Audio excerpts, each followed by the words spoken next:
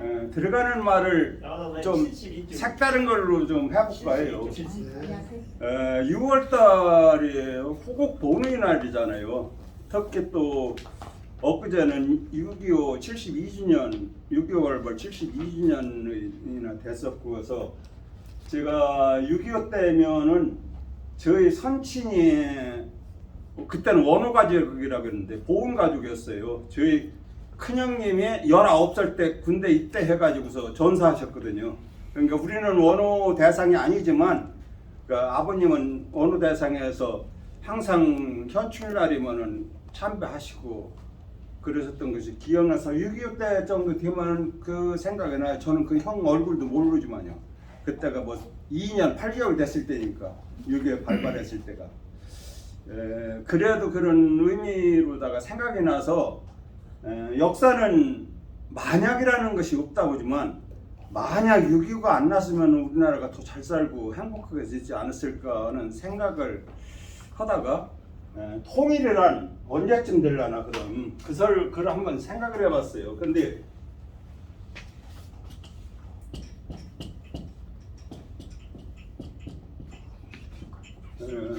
이 통일이라는 것은 과학이나 학문으로다가 뭐 할 수는 없잖아요.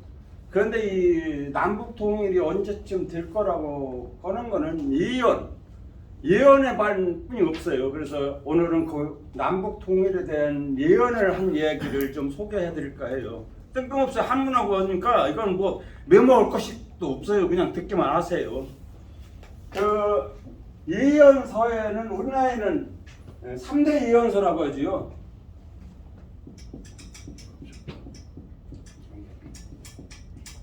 정감록이 하나 있고요.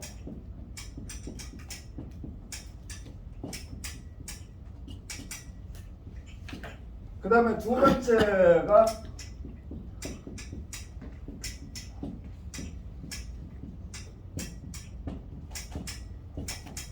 송화비길이라는 게 있어요.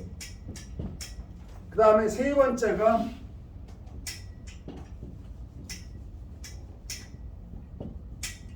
격암유록이라는 게 있어요.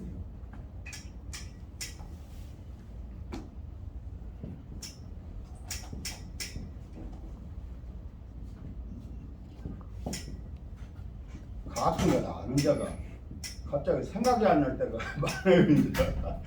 격암유록이라는데 정감록은 정조시대 이전에 글도 있는 걸로 봐서 그때 무렵이라 했는데 작자나 누구를 아무것도 몰라요. 시대도 모르고 다만 그 내용 중에 이야기에 의해서 정조시대 이전에 써진 것이 아니냐 한 거고 송화비결하고 격암유록은 조선 명종시대 때 써진 거예요. 조선 명종시대 때부터 있었는데 송화비결은 이 사람들 작자는 알려져 있잖아요. 송화 노인이라고 해가지고 평안도에서 살았던 노인이 하나 있대.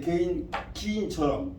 그래서 그 사람이 썼던 예언서라고 해서 송화비결이고 이거는 2003년에 발간돼 가지고요. 2004년까지 베스트셀러가 됐었어요. 그래서 정감록은 옛날부터 하도 알려졌어. 제가 서점에서 직접 산 책이고 85년도에. 그리고 송화비결은 제가 도시과장을 하는데 어떤 사람이 뭘 부탁하러 왔다가 이 책을 주고 가더라고요. 이거 요새 굉장히 유행인 책인데 과장님이 책 좋아하신다고 해서 하나 사왔다고 하면서 이거 주고 갔는데 그게 2004년도 12월 달에 얻었거든요. 그래서 이거 갖고 있고 격암유록은 말은 많이 들었었는데 이것을 구해볼 기회도 없었고요. 지금 제가 이야기할 것이 격암유록에 대해서인데 그것도 제가 명리학을 조금 이렇게 알려고 공부하다 보니까 거기에 주역하고 그 사주팔자에 대한 어떤 훌륭한 역학도 역술을 세 개를 쓱 쓴 소설처럼 쓴 게 있어요. 거기에 그런 얘기 나오면서 뒤 끝에 격암유록에 그렇게 예언이 맞은 것을 쭉 소개하면서 통일에 대한 예언을 하나 있더라고요. 그래서 저도 이제 여기 진짜 책은 다 못 읽고 그 책에서 뒤에 부록처럼 붙어 있는 거 그거를 했는데요. 송화비결은 명종 때 보이고 이 격암유록 거 명종 때예요. 이 격암이 호예요. 격암, 유록은 그 사람이 나 죽은 계획을 발표라 했다고 해서 유록이라고 이렇게 뭐 붙었는데요. 명종 때 천문 지리를 담당하는 관상감의 주부였어요. 그때 종육품에 해당하는 주부. 그런데 주역에도 굉장히 능해서 거기에서 그만둔 뒤에 천문지리하고 주역을 연구했었던 격암은, 이 격자는 대학에서 원 경물치지에 경물에서 따왔고, 암은 이게 암자암인데 원 뜻은 초막이에요. 초막. 이거 풀초가 있잖아. 풀로 집을 이은 초가지, 그런 조그마한 허름한 집을 얘기하는 거지. 이 암자, 그 조선시대 때는 호에 이 암자가 제일 많이 붙었어요. 호를 질 때. 그래서 자기가 이제 격암이라고 이제 이름을 붙인 건데요. 그 이야기를 뭐 격암이라는 호 유래를 하려고 한 게 아니라, 이 사람이 이제 쭉 자기 제자를 모아놓고서 자기가 이제 죽음을 감지하고서 할 때 이 격암 유록에 대한 이야기를 쭉 하면서 우리나라가 언제 통일할지 아느냐, 마지막 구절이에요. 그 책에 아느냐라고 하니까 모른다고 하니까 거기 그 양반이 딱 격암 유록을 내 보이면서 거기에 뭐라고 썼냐면,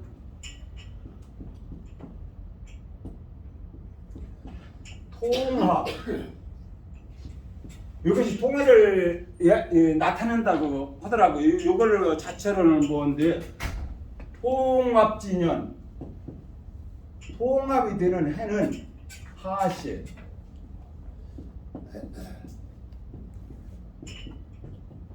어느 때인가, 통합진년은 하시 어느 때인가. 그 다음에 써기를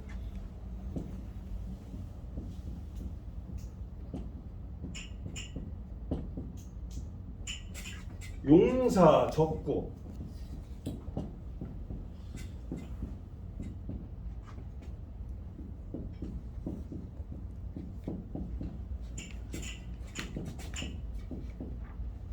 용사적구 때가 즐거운 달이다.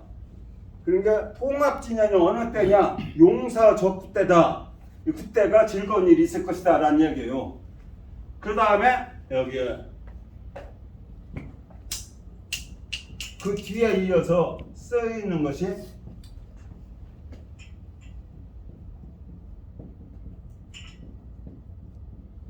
백의 민족 생기년, 바로 백의 민족이 살아나는 해이다. 다시 소생하는 재생, 뭐 이렇게도 해석할 수가 있지요. 그래서 요렇게 이제 여기 격암 유록 마지막 구절에 여기 거기서 이제 주인공은 소인이라는 이름으로 이렇게 썼는데, 그 양반이 제자들한테 하면서 이것의 뜻을 알겠느냐, 이것이 남북 통일에 대한 그 이야기다 하고서는 뜻을 알겠느냐, 그러니까 제자들이 뜻을 알겠습니다라고 이야기하니까 그러면은 됐다 하고서 더 이상 풀이를 안 해놨어요. 거기는. 그래서 할 수 없이 제가 풀어봤지요. 그런데 예언서는 송화비결은 사자 읽으로 돼 있어요. 이 정감독은 다들 읽어보시는 분이 많을 거예요. 긴 문장으로 돼 있죠. 그 격암 유록도 시구로 됐어요. 이런 식으로다가 한 7원 내지 5원으로다가 시구로다가 이렇게 써 있는데, 용사는 보통 일은 이 전부 다가 공통되는 것이 해를 띠로다가 썼다는 얘기예요. 그러면 용사는 용띠를 가진 거는 진년이에요. 진자가 들어가는 해. 사는 사자가 들어가는 해를 얘기해요. 그 다음에 이거는 10월이라고 했으니까 적구는 달을 뜻한 것 같아요. 그러면 붉은 개, 빨간 개. 붉다는 것은 정하고 병이 있어요. 간에. 개는 뭐겠어요? 술, 개를 나타내는 것. 그런데 이 간기가 조합할 때에 10간 12지니까 120개의 간지가 나와야 되는데 양은 양끼리 음은 음끼리니까 60개의 간지뿐이 안 나와요. 그럼 빨간 개는 정은 음이고 양은 병은 양이고 이것도 양이니까 붉은색이 두 개인데 정은 빠져야죠. 그러면 병술월이 돼요.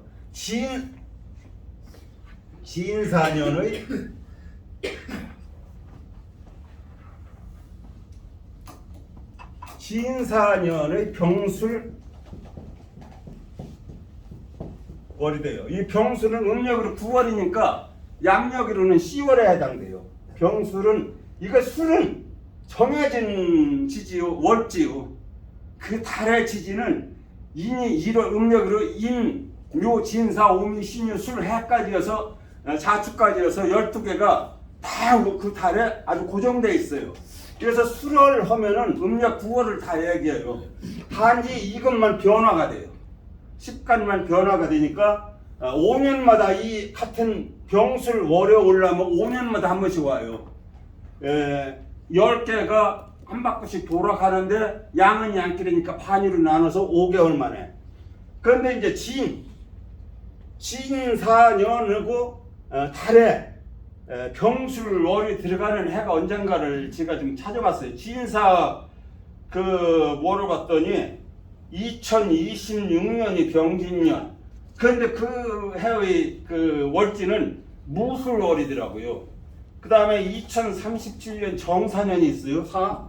정사년이 있는데 그때는 경술월이에요. 그래서 2024년은 봤더니 갑진년인데 그때 그 월지는 갑술월이에요. 그래서 다 해당이 안 됐잖아요. 그래서 2025년을 봤더니 이 을사년에 병술월이 딱 들어있더라고요.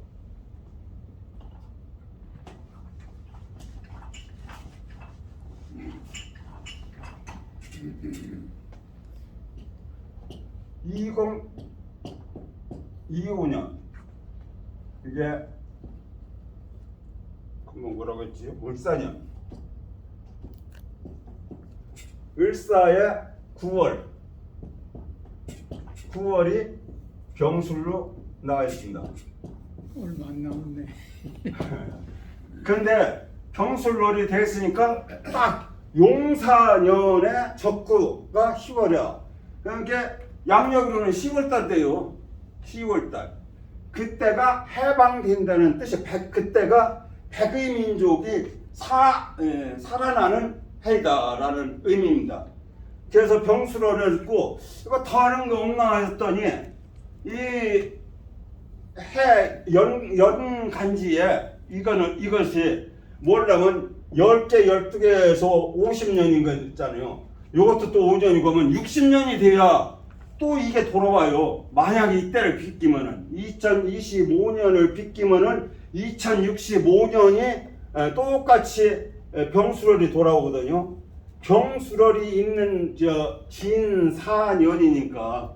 그래서 이게 25년이라고 제가 나름대로 정한 거예요. 왜냐면 2065년까지 있는 거를 80년도에 제자들한테 그 사람이 이야기를 했을까 하는 생각이 들었어요. 그래서 우리나라가 2025년 9월 달에는 통일될 기운이 있겠다라고 말씀을 드리는데 이거는 예언서에 나와 있는 하나의 문장적인 의미니까 반드시 믿지는 말고 재미로 들으시라고 소개를 해드렸어요. 가능성 있어요. 네? 가능성이. 그러면 여기 지금 윤 대통령 때 이게 통일된다는 이야기예요. 아니 근데 왜 이렇게 어렵게 만들어 놓는데 풀이로 그냥 2025년도에 9월달에 한다 풀어버리지 그냥. 아니 어렵게 만들어가지고. 그 사람들은 나름대로 아무 안다고 파자라 그래요. 이걸 파자. 글자를 풀어서 쓰거나 다른 것도 얘기해야겠네요. 임신년이 말세 현상이 시작되는 해라고 했어요. 그때가 언젠가 하면 1992년이에요. 2년? 임신년. 그런데 이거는 송화비결에 나왔어요. 이 1922 임신년인데 어떤 거냐면 이 한자로 표시된 것이 사자 행관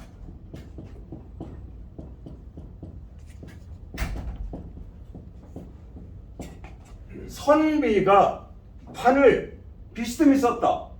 그러면 선비가 판을 비스듬히 썼으니까 임자에 해당하잖아요. 그 다음에 이제 시자는 신인이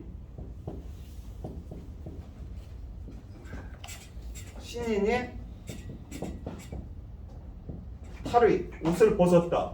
그런데 여기서 신은 오의 변이 아니라 볼시 변인데 이 파자하고 뭐 하는 데서는 그거 크게 신경 안 쓰거든요. 그래서 신인이 이게 옷이에요.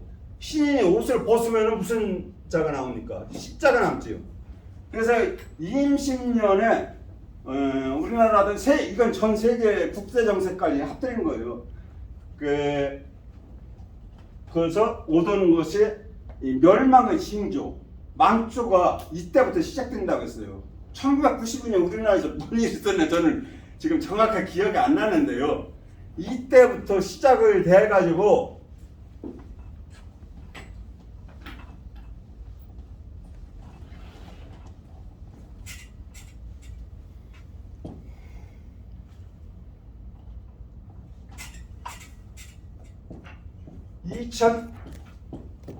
(2040년까지) 간다라고 했어요. 2040년이면은 그 망할 징조, 아주 나쁜 기운의 모든 것이 이때 끝난다고 했어요. 이때 끝나면 뭐였어요? 망하거나 새로운 세계가 온다는 얘기예요. 망하거나 새로운 세계가 돌아온다는 이야기인데 2040년 여러 선생님들 대부분 살아계신 분 많지는 않을 거예요. 돌아가신 분이 또 많을 텐데요. 2040년에 뭐였는데 그것을 말씀하실 그것을 또 이제 다른 책을 보면은 그때가 여기에서 벽압류를 했는데 그렇게 백의 민족이 생진년 하고서 따로 우리나라는 앞으로 좋은 일만 있을 것이라고 격암 선생이 이야기한 게 뭐냐면 열방지 중 고립선이라고 했어요.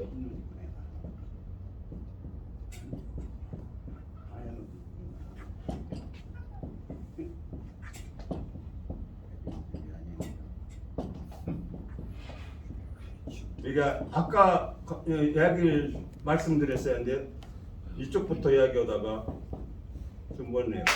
아까 용사 적구 희월야 백의민족 생진년 하고서 그와 연결된 말은 아닌데 우리나라의 운세까지 이야기한 것은 열방 모든 나라 이거는 나라 방자니까요. 열방 모든 나라 가운데서 가장 높게 조선이 우뚝 설 것이다.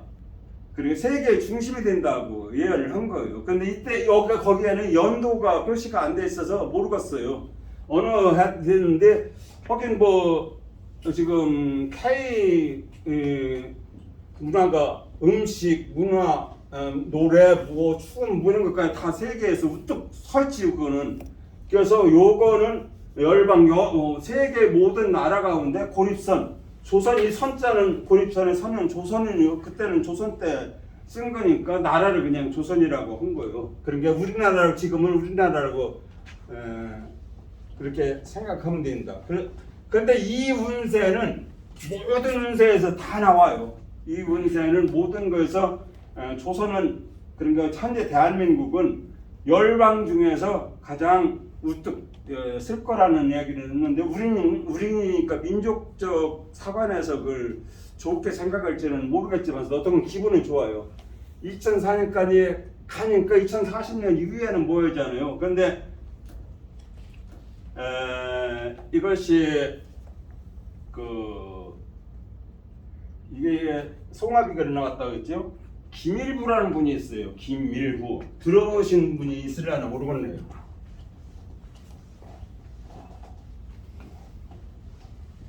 혹시 이용호 선생은 들어보셨어요? 김일부?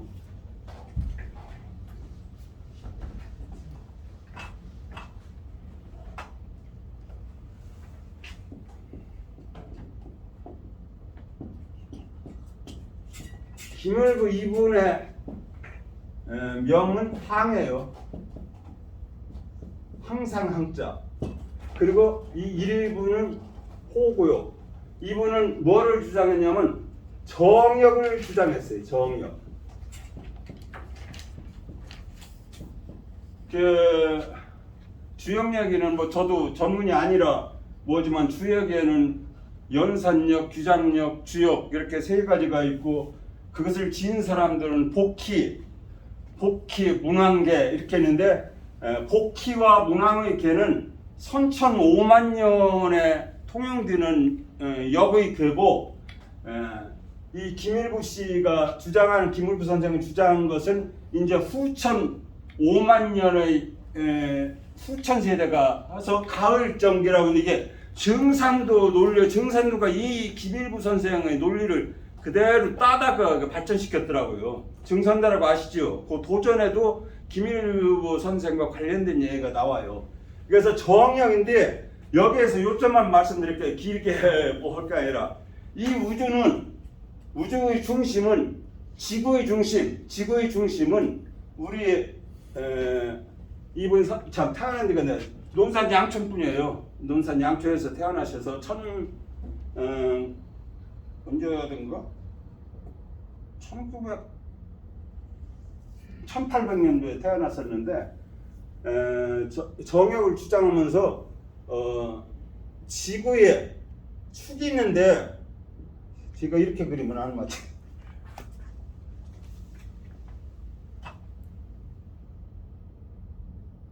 지구가 하나의 축으로다가 이렇게 해서 돌고 있는데 이 축이 지금은 이렇게 오른쪽으로 23.5도가 기울었다는 거예요.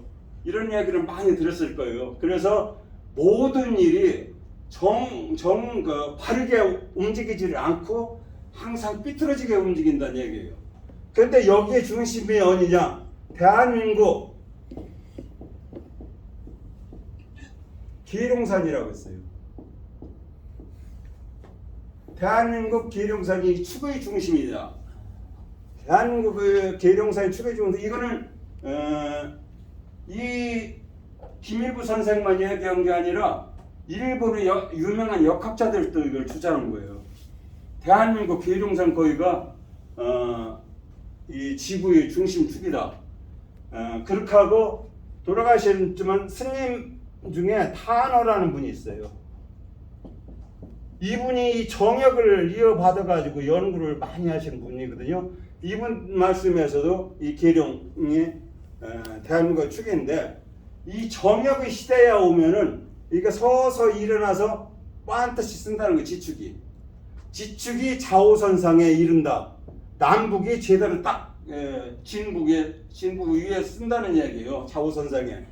그렇게 되면은 세상은 확 변하는데 지금 서서히 오는 것이 1992년부터 시작을 해서 2040년까지 간다. 이거는 이 책이 있는 게 아니라 아까 말씀드린 다른 책하고 연관을 시키면 그런 결론이 나와요.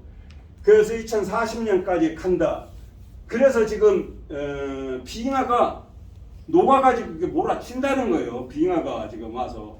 그래서 앞으로 빙하가 다 녹으면은 이 다른 세대가 되는데 이때가 되면은 이 세상에 움직이는데 많은 변화가 있는데 그 중에 인구의 60 내지 80%가 죽는다고 했어요. 60 내지 80%가 죽는데 이거는 멸망이 아니라고 김일부 선생이 설명을 했더라고요. 이거는 멸망이 아니다. 지구가 멸망이 아니라 나쁜 기운, 바르지 아니한 것들이 다 없어지는 것이다. 그리고 바르고 새로운 것만 산다. 그런데 그 중에서도 대한민국은 지축의 바로 그 지축의 중심에 있기 때문에 이게 뭐가 이렇게 둥그렇게 설 때는 다른 데가 많이 움직일 거 아니에요. 근데 지축의 중심에 있는 것은 그 움직임이 크지 않아서 피해가 가장 적은 나라가 될 것이더라고 했어요. 우리나라는 바로 지구축의 중심에 있기 때문에 일어나더라도 여기서 가령 이게 10cm라고 한다면은 다른 나라는 이 크게 쓴 게 이렇게 막 여기서 이렇게까지 갖고 오려면 뭐 100m도 되고 1km도 될 거 아니에요. 우리나라는 중심 축에 붙어 있기 때문에 변화가 있어도 큰 변화가 일어나지 않는다. 그건 우리나라가 남아 있는다. 해가지고 그거는 성경에 요한계시록 있지요. 요한계시록에도 그런 얘기가 나온다고 그래요. 저는 읽어봤어도 요한계시록 읽어봤어도 그런 것이 있는지 없는지를 모르겠는데 요한계시록에도 그런 것이 나온다고 해요. 동방의 작은 나라, 백의 민족의 나라만이 살아남는다고 하는 얘기도 있다고 그러는데 그렇게 한 건데 제가 주역은 조금 공부를 한다고 입문을 해보려고 했는데 정형 얘기는 듣지를 못해서 시간 나면은 이 관련 책도 좀 한번 구해다가 읽어봐야겠다는 생각이 듭니다. 아무튼 오늘은 6월달 마지막이고 내일부터는 7월 4일 시작하는 날이니까 요때가 이런 조금 나쁜 얘기도 하고 7월 1일은 새로운 희망으로 시작했으면 좋겠다는 생각에서 이 얘기를 했고 맨날 딱딱한 얘기만 하다가 모였으니까 조금 마음 푸시라고 그렇게 했습니다. 자 그러면 이제 힘들어도 좀 더 살아보야겠네요. 그렇게 하세요. 상당히 희망적입니다. 예, 희망적이에요. 우리나라 예언서는요 희망적이고 서양의 예언서는 전부 세계 멸망을 이야기하고 있잖아요.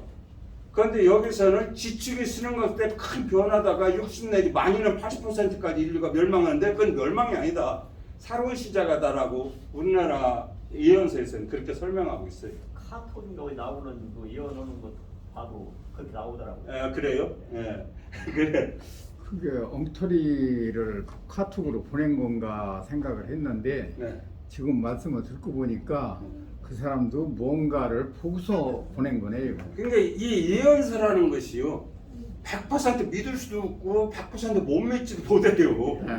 어떤 이론적 근거는 갖고 있어요. 그것이 과학적인 근거가 되지는 않아서 그렇지 이론적 근거는 있고 항상 이 한문학문에서의 철학, 동양 철학은 그 형이상학적인 것이 많잖아요.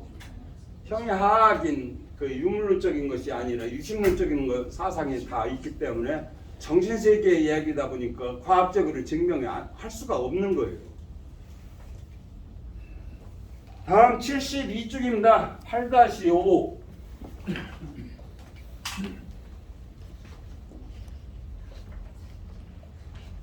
소서에 이르기를 막하게 베풀고 후하게 바른 자는 보답을 받지 못하고 몸이 귀하게 된 뒤에 천의 뜬 때를 잇는 자는 오래가지 못한다. 이런 얘기인데 이거는 원문대로는 아니지만 많이들 들으셨을 거예요. 이 글 뜻의 내용은 소서는 조금 설명을 해드려야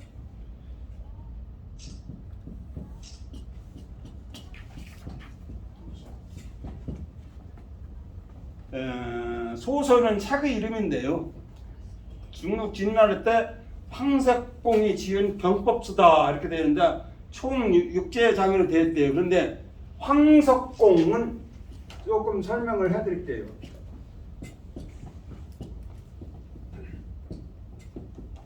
진나라 때 은자예요. 숨어있던 은자였는데 한나라 장량에게 병법서를 전해준 장본인이 황석공입니다. 장량의 고사는 들어서 아실 거예요. 장량의 어느 날 길을 가다 보니까 노인이 한 분 계셨는데 다리에 섰던 노인이 신발을 이렇게 다리 밑으로 던지면서 젊은이 저 신발 좀 주워다 주게 하니까 그 장량이 말없이 주워다 줬어요. 주워다 주니까 이 사람이 또 신발을 갖다 벗어 던지고 하니까 또 주워다 달라고 하니까 창량이 아무 말 안 하고 주워다 줬어요. 세 번째 또 그러거든요. 화낼 법보지 세 번이나 그러니까. 그런데 장량이 아무 말 안 하고 또 세 번째도 주워다 줬어요. 그러니까 착한 젊은이 그러면 몇월 며칠 날 여기서 나하고 만나세. 내가 줄 게 있네 하고서 약속을 했는데 가보면은 그 양반이 먼저 나왔어요. 젊은 사람이 이렇게 늦게 나왔느냐고. 다음 날 오라고. 그날 막 밤 거의 뭐해도 밤을 새다시피 하는 뒤에 일찍 또 갔어요. 새벽에. 그거 또 나와 있어요. 그래서 그 다음부터는 아주 거기 가서 거의 자다시피 하면서 기다렸어요. 그때서 그 노인을 만나서 받은 것이 이 소설하는 병법서라고 하기도 하고, 또는 이것이 강태공의 병법서라고도 해요. 그래서 이 장량이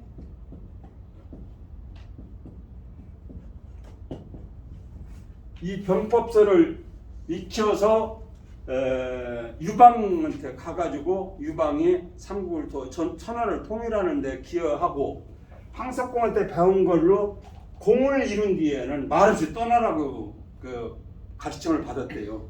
그래서 모든 공에 있어서 천자가 유방이 천자가 됐을 때는 말없이 떠나서 이 장량이 그 뒤로는 어떻게 됐는지를 모르지요. 그 황석공이 쓴 병법서가 소서입니다. 소서라는 책이에요.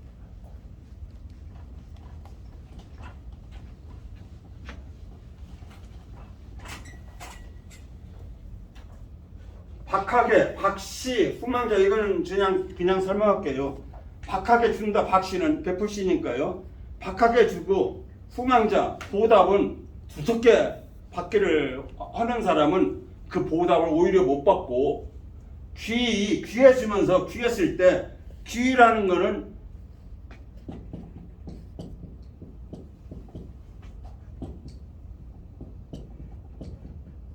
부는 참을 얘기하고 귀는 지위를 얘기합니다. 귀는 높은 자리에 올랐을 때를 얘기하는 거예요. 귀이 망천자, 높은 자리에 올랐으면서 천하게 지위도 없이 비천하게 이렇게 지내는 것을, 그때를 잊어버린 사람은 오래가지 못한다. 그런 게 이건 거만한 거요. 그 어려웠을 때를 잊어버리는 것이니까. 그런 게 남한테는 조금 주고 뒤로 주고, 나는 말로 보답을 받으려고 하는 사람은 보답을 받을 수 없고, 내가 아주 어렵고 비천한 자리에서 심지어는 이제 종로로 하다가도 옛날에는 이렇게 귀한 재산까지 오른 사람들이 많이 있잖아요.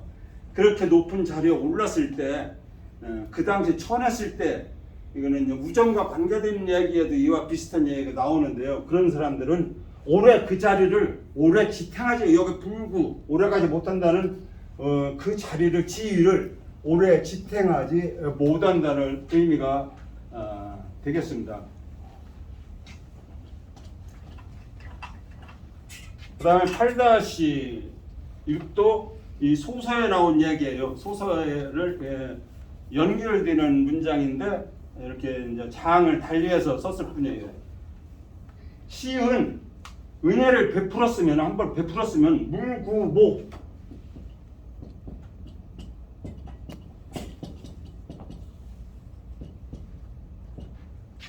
보답을 바라지 마라. 이거는 구한다, 찾는다, 뭐한데 바란다, 이런 의미도 다 되니까요.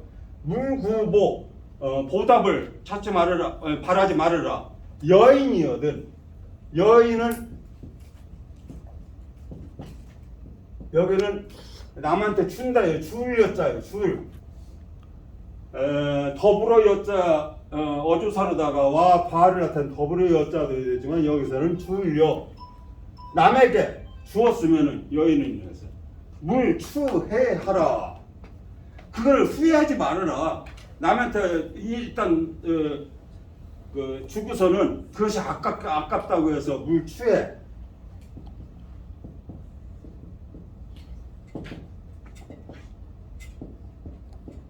이거는 조철주지만 여기서는 자꾸 생각한다는 의미예요. 물추해. 자꾸 그 준 걸 아깝게 생각해서면서 후회하지 말아라. 후회하지 말아라 하는 뜻이니까 한 번 주었으면은 준 거에 대해서는 보답을 원하지 말고 한 번 그리고 남한테 주었을 때는 그것이 아까워서 다시 후회하지 말아라. 이렇게 한 얘기인데 지금 사람들은 그렇지 않지요. 그래서 옛말에 이런 말이 있습니다. 받은 은혜는 돌에다 새기고 내가 베푼 은혜는 물에다 써라. 그런 게 이 말하고 똑같아요. 받은 은혜는 고마워가지고 평생 잊지 않으려고 돌에다 새겨놓고 내가 베푸는 건 아무리 크게 베풀었다 하더라도 그거는 물에다 쓰면은 금방 없어지잖아요. 그런 게 잊어버려라. 그런 이야기입니다. 이 의미와 표현은 달라도 말의 뜻은 같다고 할 수 있습니다.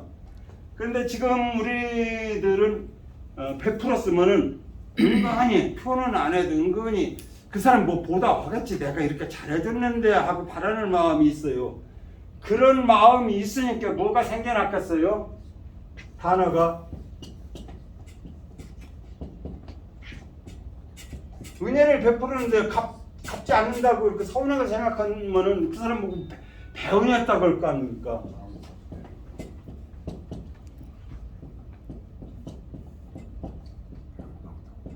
이 소설에 나와 있는 여인이 물추해하는 그런 마음 자세를 안 갖고 주면 조금 주고서 앞에 있는 대로 조금 주고서 보답을 바라는 그런 마음이 있으니까 그 사람이 나한테 조금 잘못하면 배은망덕하다는 얘기예요. 그럼 이 배은망덕하다는 말 속에는 내가 그걸 보답을 바라고 있었다는 얘기뿐이 안 됐잖아요. 그러니까 내가 보답을 바라지 않았으면은 배은망덕이라는 말 자체가 생겨나지 않았을 것입니다. 그런데 그런 마음들이 모든 사람이 다 있으니까 이런 배은망덕이 사자성어로다가 이렇게 남아 있겠지요. 그래서 그리고 현재 처세술에서도 그 뭐 나와 있는 게 있더라고. 어떤 사람이 쓴 책에서 읽어봤는데요. 전에 베풀었던 은혜를, 내가 베풀었던 은혜를 들먹이면서 나한테 뭐를 부탁하거나 말하는 사람을 항상 조심하라고 했어요. 그 사람이 바로 나를 해칠 사람이라고. 내가 조그마한 거 줬으니까, 야, 너, 저는 공무원이었으니까, 야, 너, 그때 내가 이야기해서 너 승진했어. 너 승진하는데 내가 딴 사람한테 이렇게 하면서 뭐 했어? 보탬 줬다고 뭐 하는 사람은 승진할 때 도저히 하나도 도움 준 사람 아닙니다. 그렇게 생색내는 사람을 조심하라고 그랬어요, 항상.